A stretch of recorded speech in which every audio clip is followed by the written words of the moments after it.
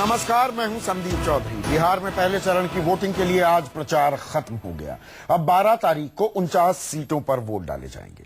लेकिन मतदान का मुद्दा क्या होगा? क्या बिजली, सड़क, पानी, स्वास्थ्य के मुद्दे पर वोटिंग हो पाएगी, या जाति, धर्म, आरक्षण और गौ मांस जैसे गैर जरूरी विवादित मुद्दे सियासत पर हावी होंगे?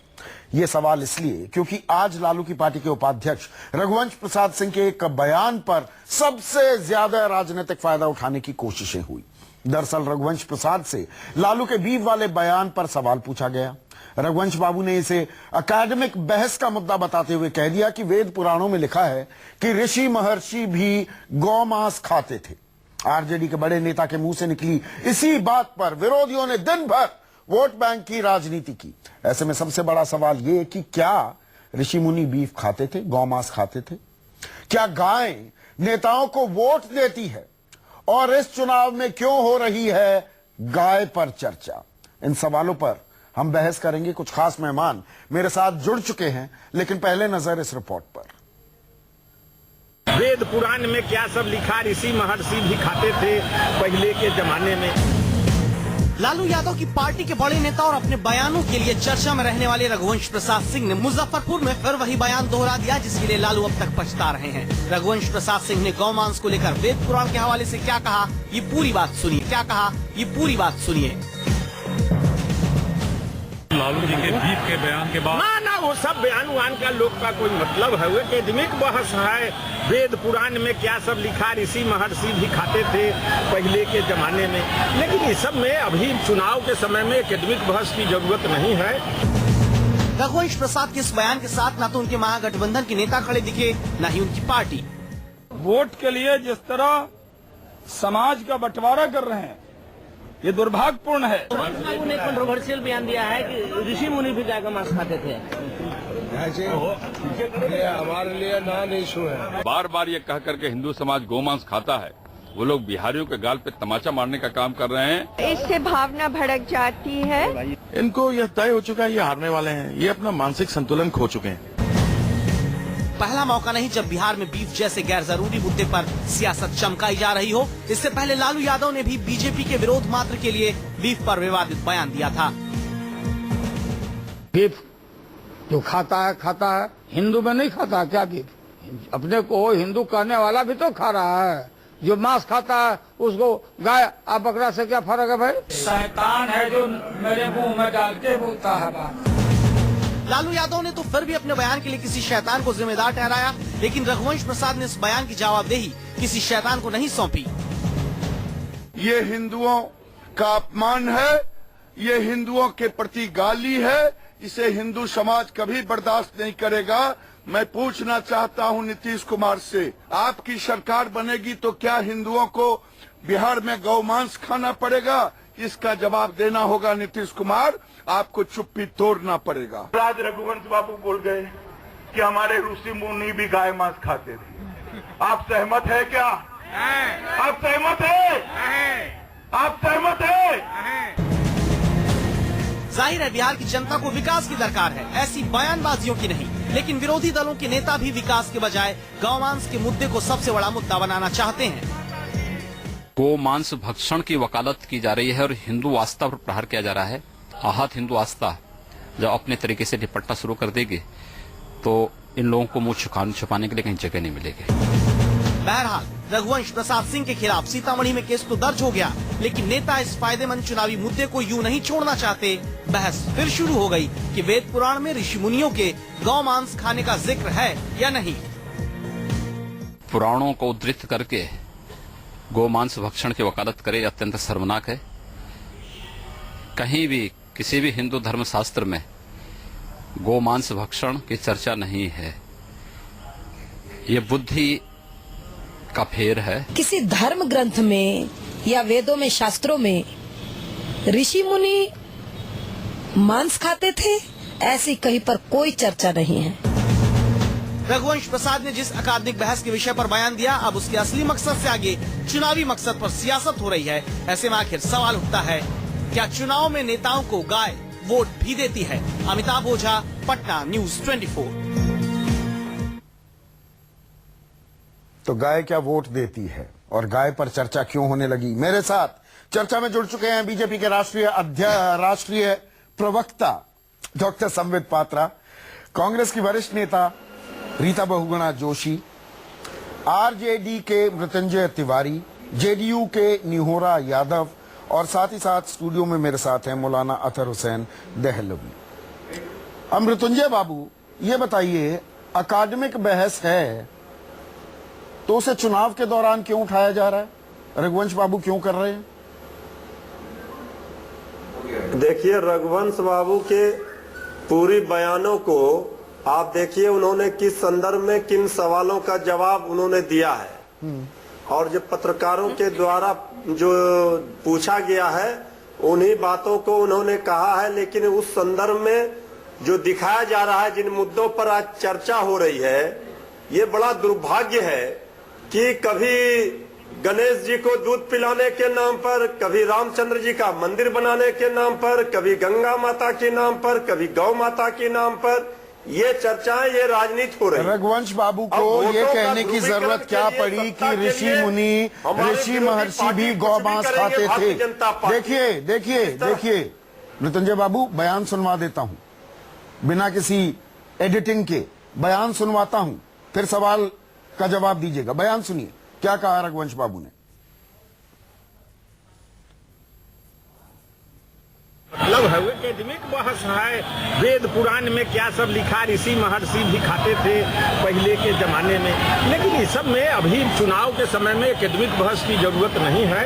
और इसमें आगे जनता का क्या काम होना है, विकास कैसे होना है। गठबंधन का राज बनेगा तो 35% महिलाओं का आरक्षण, सड़क, पानी, बिजली, 24 घंटे बिजली, घर घर बिजली, बेरोजगारों को रोजगार, इस सब पर बहस चलाई जानी चाहिए। मोदी जी की देखिए, यहां पर उनसे ऋषि मुनि खाते थे नहीं खाते थे, लालू प्रसाद यादव के बयान पर टिप्पणी उनसे मांगी गई। वो पहुंच गए ऋषि मुनियों पर, महर्षियों पर। अगर आप भावनाएं आहत करेंगे तो दूसरा लपकेंगे उस मुद्दे पर। आप जानबूझकर राजनीति कर रहे हैं क्या मृत्युंजय बाबू? सवाल बिल्कुल सीधा है। देखिए, ऐसा है कि आपने उनके रघुवंश बाबू के पूरे बयानों को आपने देखा होगा। उन्होंने क्या कहा कि ये सब कोई मुद्दा नहीं है। कहने की जरूरत क्या है? उन्होंने कहा कि पानी, बिजली, इन जनहित से जुड़े मुद्दों पर चुनाव में इस पर चर्चा होनी चाहिए। कहा उन्होंने, पर उससे पहले क्या कहा? उससे पहले क्या कहा? उससे देखिए, मैं बार बार आपको कह रहा हूं, इससे पहले उन्होंने जो कहा, इन बातों को पूरी तरह से जब आप ही का भी जो दिखा रहे थे उसी में आप पूरी बातों को देख लीजिए। हाँ, ये बात किसी तरह से हम लोग के पार्टी में गौ पालक लालू प्रसाद जी से बड़े कोई गौ पालक है क्या? पर वही लालू प्रसाद यादव कहते हैं ना, पूजा करते, वही लालू प्रसाद यादव का बयान दोबारा सुनवाऊं मैं। लालू प्रसाद यादव का बयान आता है मृत्युंजय बाबू, उसके बाद रघुवंश बाबू बोलते हैं। तो आप भी राजनीति कर रहे हैं ना। दूसरों पर आरोप लगाने से पहले अपने गिरेबान में झांकिए। नहीं, हम गिरेबान में क्यों झांके? हम तो इन धार्मिक भावनाओं पर हम राजनीति करते ही नहीं है।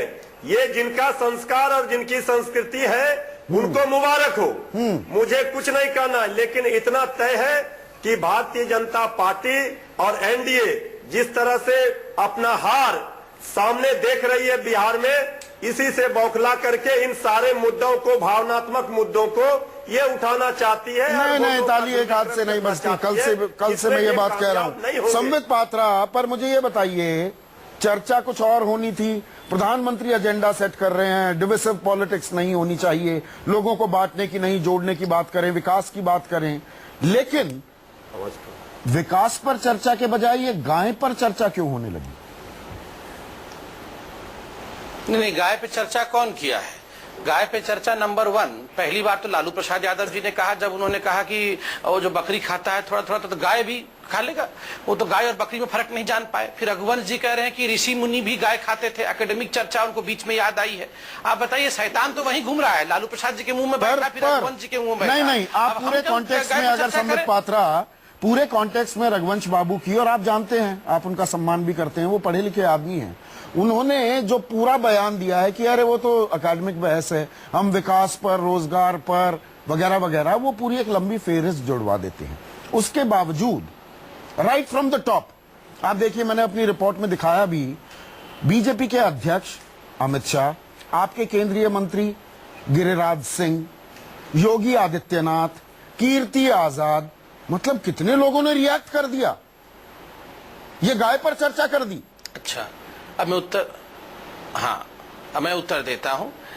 रघुवंश साहब एकेडमिक चर्चा कर रहे थे कि ऋषि मुनि गाय खा लेते हैं। हाँ। क्या ये इसी प्रकार का एकेडमिक चर्चा पैगंबर या पीर पैगंबर पे कर सकते हैं? करके हाँ। देखें, उनके बाद रघुवंश जी का एकेडमिक चर्चा का क्या होगा, फिर आप देखिएगा देश में।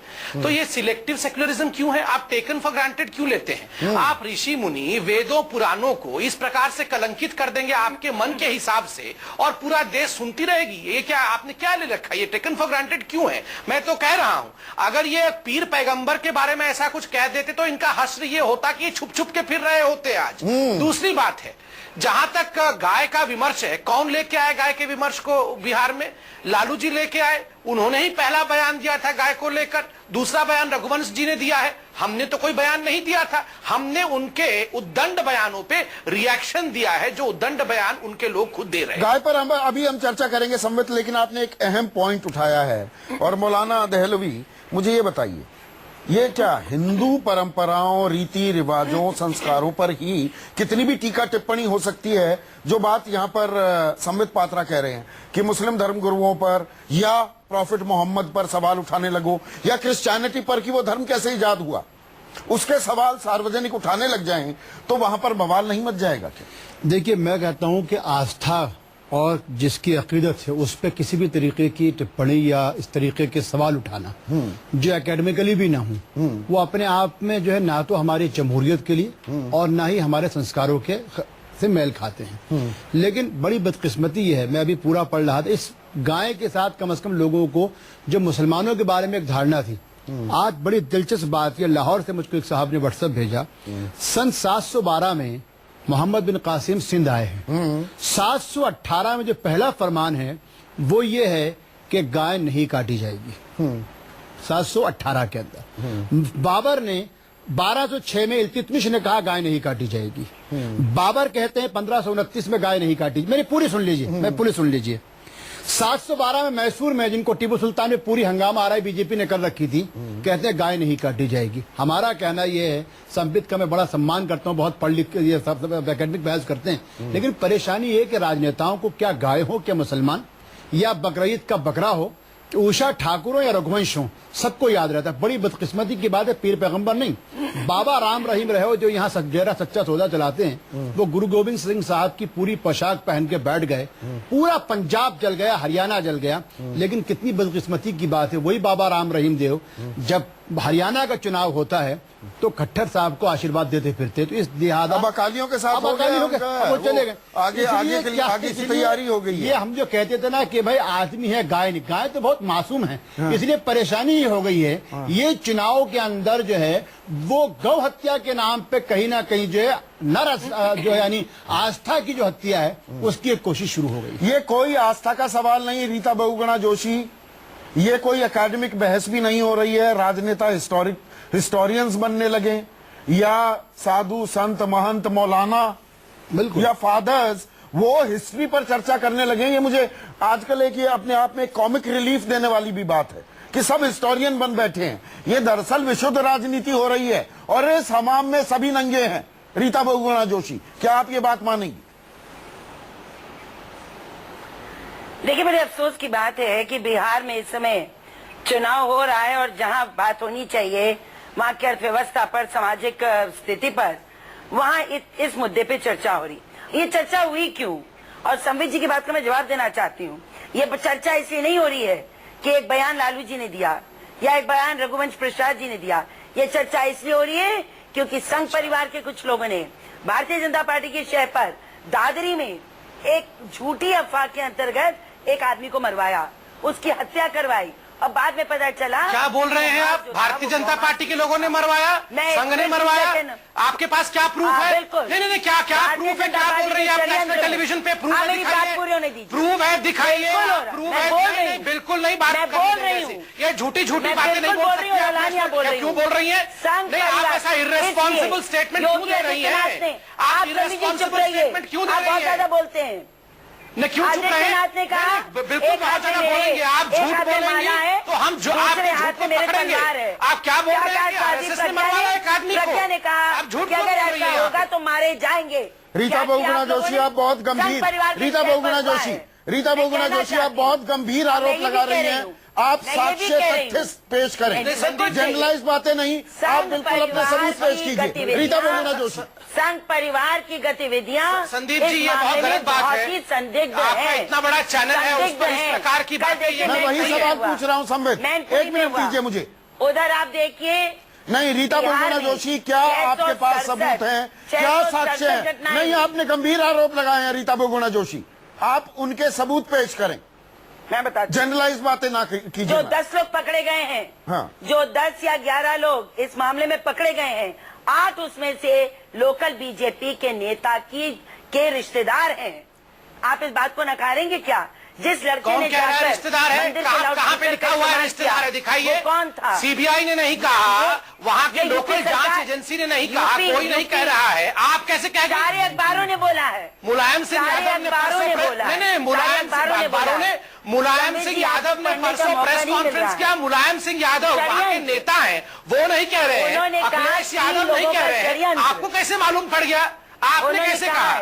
वो 3 लोगों का नाम लिया, 3 लोगों का नाम लिया सारे अखबार। बताइए ना, आपको कान में कहा है क्या? उन्होंने कहा, मैं आपसे ये कह रही हूँ, सारे अखबार जैसे मनमोहन सिंह और सुशील कुमार सिंधे अखबार पढ़ के षड्यंत्र की बात अखबार पढ़ के टेररिज्म कह रहे थे, वैसे ही आप मुजफ्फरनगर कराओगे, आप मुजफ्फरनगर कराएंगे यूपी के चुनाव के पहले, आप दादरी करवाएंगे बिहार के चुनाव के पहले।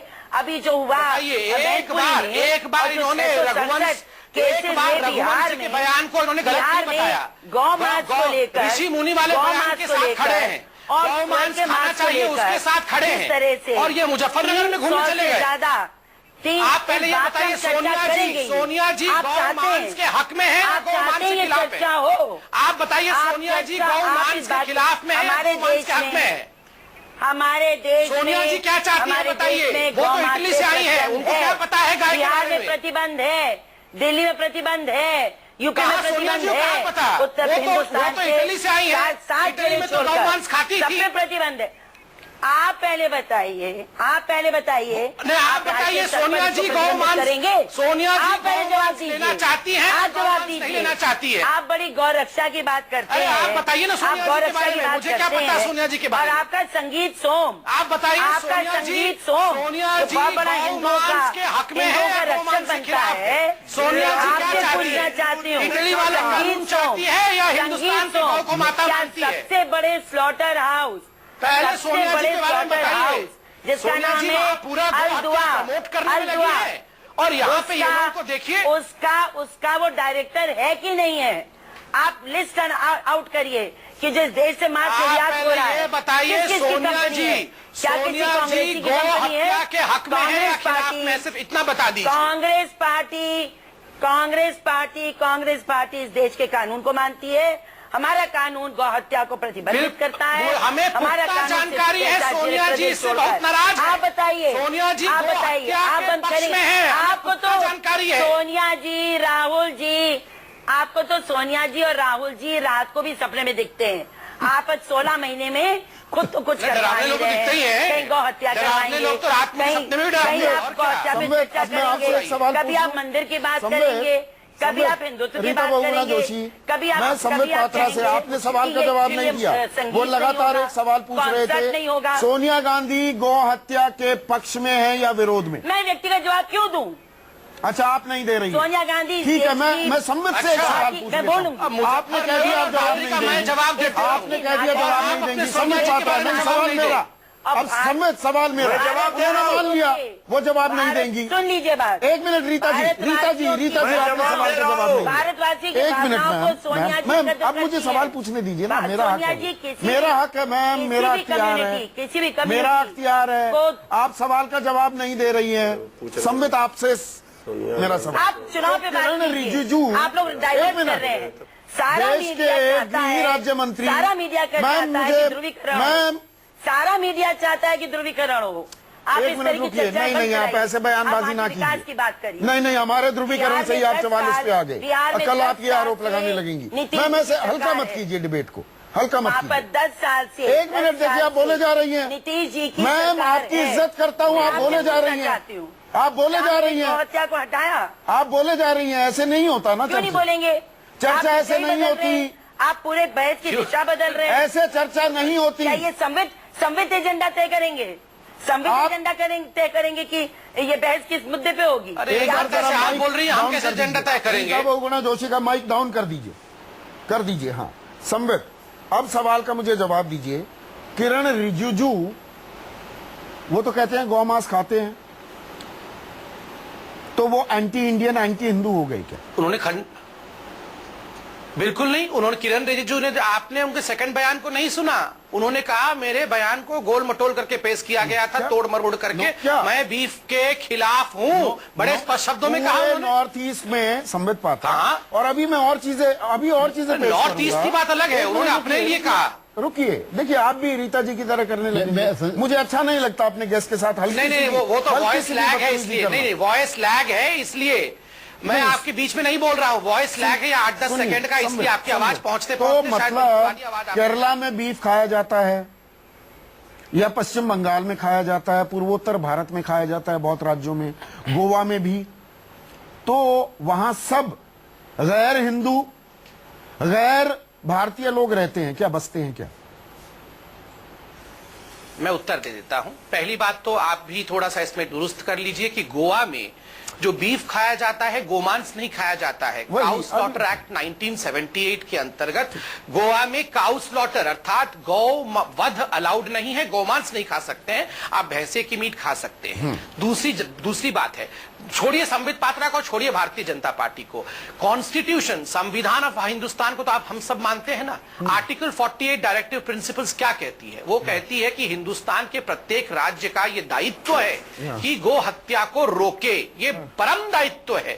गांधी जी ने क्या कहा? गांधी जी ने कहा भले मुझे स्वराज मिले या ना मिले, मगर मेरी एक भी गौ माता नहीं कटनी चाहिए हिंदुस्तान। आप directive principles of state policy की बात करने लगेंगे तो आर्टिकल 36 अनुच्छेद 36 से 51 तक क्या क्या चीजें हैं मुझे वो भी गिनवानी पड़ जाएंगी। उस पर हम चर्चा रहने देते हैं अभी के लिए, पर कुछ बातें पेश करूंगा। निहोरा यादव के पास मैं नहीं पहुंचा हूं, उनसे माफी के साथ सवाल आपसे पहला होगा सर, ब्रेक के बाद।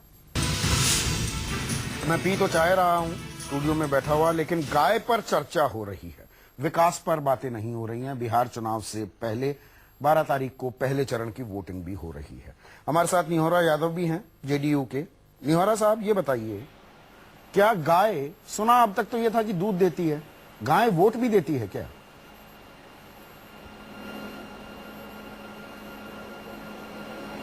नहीं, हम थोड़ा संबित जी के बातों को आगे बढ़ाना चाहते हैं। संबित जी ने कहा कि रिजिजू ने जो गौ मांस खाने की बात कही थी उसको सफाई दे दिया, तो जब उनके सफाई पर कि आप मान लिया तो लालू यादव जी ने सफाई दी, आप उसको क्यों नहीं मार रहे हैं, क्यों पकड़े हुए, कारण क्या है? एक तो देखिए, सवाल ये नहीं है, भारतीय जनता पार्टी के पास बिहार में जो चुनाव हो रहे हैं मुद्दे नहीं है, 16 महीने में कुछ काम कर नहीं पाए। नीतीश कुमार जी ने जो बिहार में 10 वर्षों तक विकास बिहार में किया है, उस मुद्दों को ढकने का प्रयास नए मुद्दे उठाकर किए जा रहे हैं। एक दूसरी बात हम प्रश्न उठाना चाहते हैं कि आखिर जो सवाल उठ रहे हैं, भारतीय जनता विश्व हिंदू परिषद ही रिएक्ट क्यों कर रहा है? कारण क्या है? देश में सब बहुत सारे पॉलिटिकल पार्टी हैं, देश में बहुत सारे सोशल ऑर्गेनाइजेशन हैं, तो ये बीजेपी आरएसएस। पर निहोरा यादव साहब मुझे एक चीज बताइए, मेरा सीधा सवाल है सर आपसे, सीधा सवाल है। लालू प्रसाद यादव ने जो कहा, रघुवंश बाबू ने जो कहा, चाहे जबान फिसल गई, मैं इतना कंसीड करते हुए ये सवाल पूछ रहा हूं, आप इत्तेफाक रखते हैं जो बयान दिए गए वो सही थे या वो गलत थे? सीधा जेडीयू का स्टैंड बताइए कि जब नहीं दो पक्ष है ना। जब लालू यादव ने सफाई दे दी कि मैंने इस तरह का बात नहीं कहा है, और यह लालू यादव ने कहा कि मांस किसी चीज का हो खाने से बीमारी फैलता है, तो दूसरे पक्ष को नहीं पकड़ रहे, एक पक्ष को पकड़ रहे हैं। जब रिजजू सफाई दे दे तो आप मान लीजिए कि वो सही हो गया। लालू यादव जब सफाई दे दे तो मानिए नहीं, लालू यादव का बयान सही था क्या? रघुवंश बाबू का बयान सही था क्या?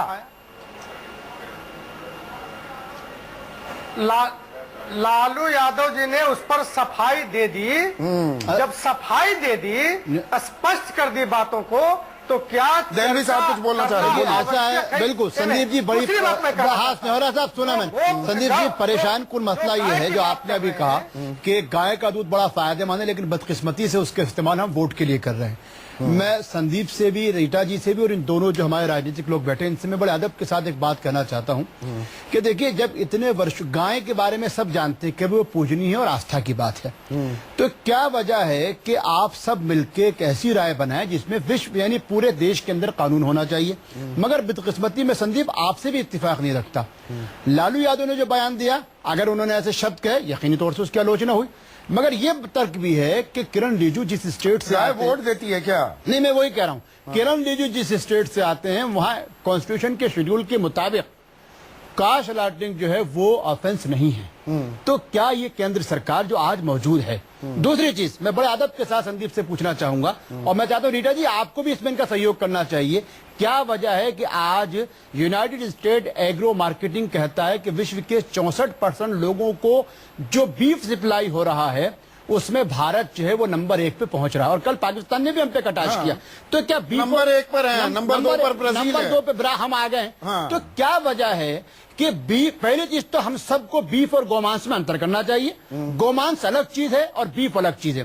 तीसरी चीज जो मैं बड़े अदब से कहूंगा कि जब 712 से लेके और मुगलों के आखिरी राजा तक हर शासक ने जो है गौ हत्या पे प्रतिबंध लगाया है, तो क्या वजह है जिन मुसलमानों के नाम पे गौ हत्या की बात की जाती है, गौ रक्षा की, कम से कम आप उन्हीं से कुछ सबक लेते हुए तो आज हम ये भी कह दिया। रीता बहुगुणा जोशी, हम इस बारे में साफ गोई से चर्चा क्यों नहीं कर सकते? गौमांस क्या है और मतलब बीफ क्या है और गौमांस क्या है, उसमें भी फर्क है। उसमें झोटा, भैंस, बैल, भैंसा, कटरा ये सब आ जाते हैं। किरण जी जो खाते हैं वो गोरू है जी, किरण जी जिसको खाते हैं वो गोरू है। एक मिनट रुकिए, तो इन चीजों, एक मिनट रीता जी एक मिनट सुनिए, रीता जी एक मिनट सुनिए, एक मिनट सुनिए।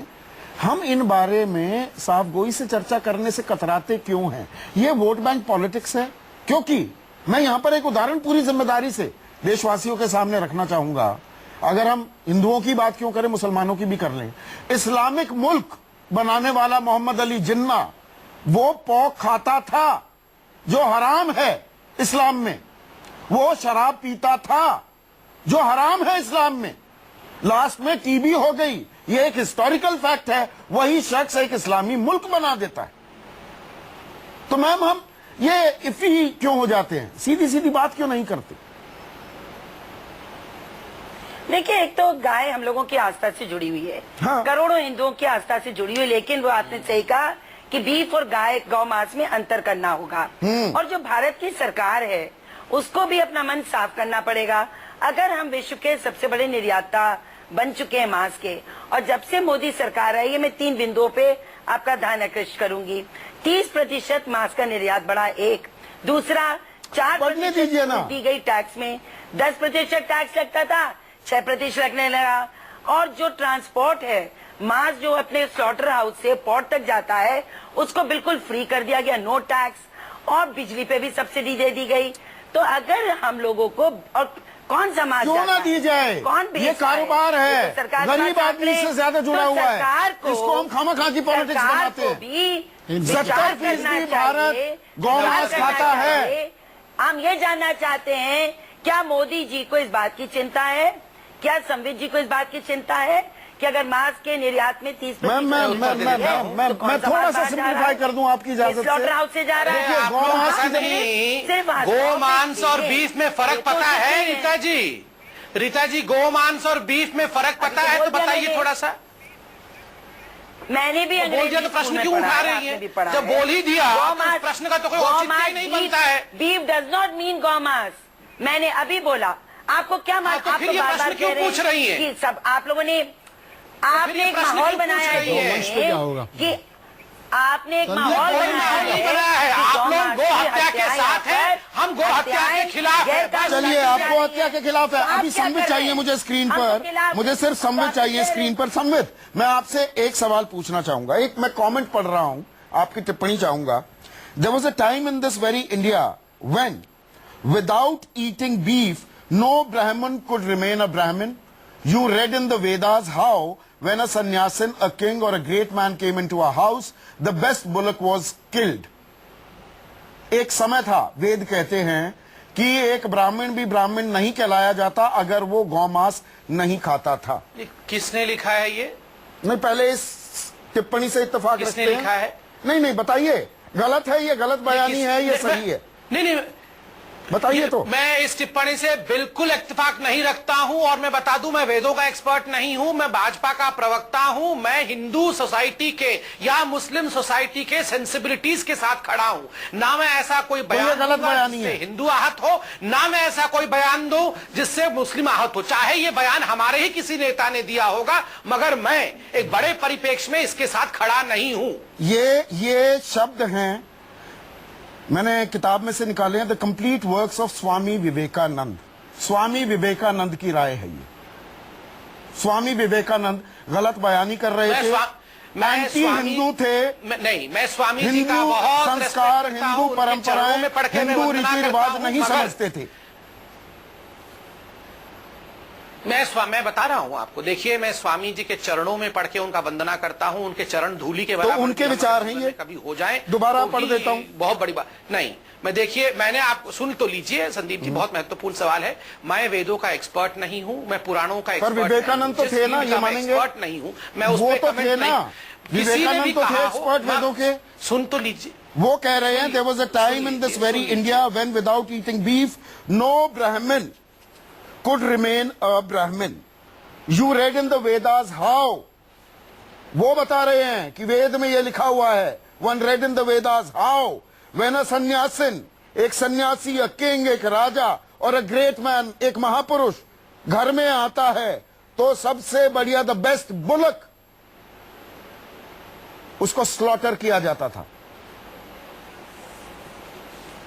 देखिए संदीप जी, मैं आपको उत्तर देता हूं, ध्यान से सुनिए। मैंने कहा कि मैं पुराणों का एक्सपर्ट नहीं हूं, भले ही विवेकानंद जी ने लिखा हो, मगर एक प्रवक्ता के नाते मेरा धर्म है कि मैं अपने मुख से या किसी भी किताब से ऐसी कोई चीज उद्धृत नहीं करूं जिससे मेरे एक भी भाई को, चाहे वो हिंदू हो या मुसलमान, उसकी संवेदनशीलता हर्ट होती हो। एक और लाइन पढ़ देता हूं। दूसरी बात मैं आपको बता रहा हूं, एक और लाइन, मैं आप मत पढ़िए, मेरा एक सुन लीजिए।